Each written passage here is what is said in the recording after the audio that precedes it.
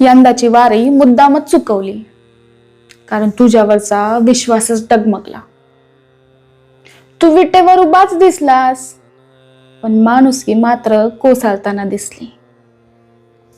आमची करणी आम्हालाच भोगायची आहे म्हणतात सगळे. मान्य हाय रे विठ्ठला, पण एवढी मोठी शिक्षा कशा पायी?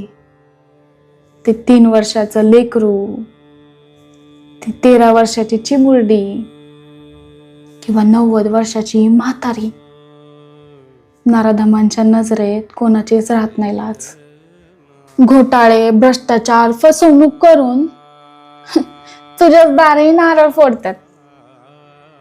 स्वतःचं घर भरताना दुसऱ्याचा संसार उद्ध्वस्त करतात. वरून शुभ्र कपडं, आत काळ मन, हातात माळ आणि डोक्यात पाप. म्हणून यंदाची वारी मुद्दामच चुकवली मी, कारण तुझ्यावरचा विश्वासच डगमगला. तू विटेवर उभाच दिसलास, पण माणुसकी मात्र कोसळताना दिसली. पण मग एक गोष्ट उमगली.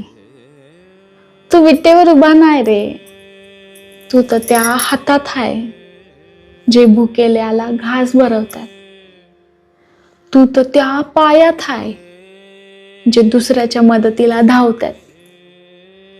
तू तर त्या डोळ्यात आहे जे दुसऱ्याचं दुःख पाहून पाणावतात. तुझ्यापर्यंत पोचायला पंढरीची वारीच करायची असं नाही. माणुसकीची वाट धरली, प्रत्येक पाऊल पंढरीकडेच जात. देवा, त्या नराधमांना शिक्षा दे, पण त्याहून मोठी एक कृपा कर. प्रत्येक आईच्या पोटी माणुसकी जन्माला घाल.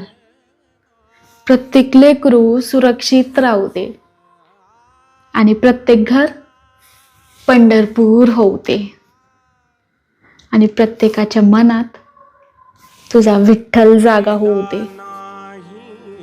वारी पंढरीची वर्षातून एकदाच असती, पण माणुसकीची वारी रोज होऊ दे.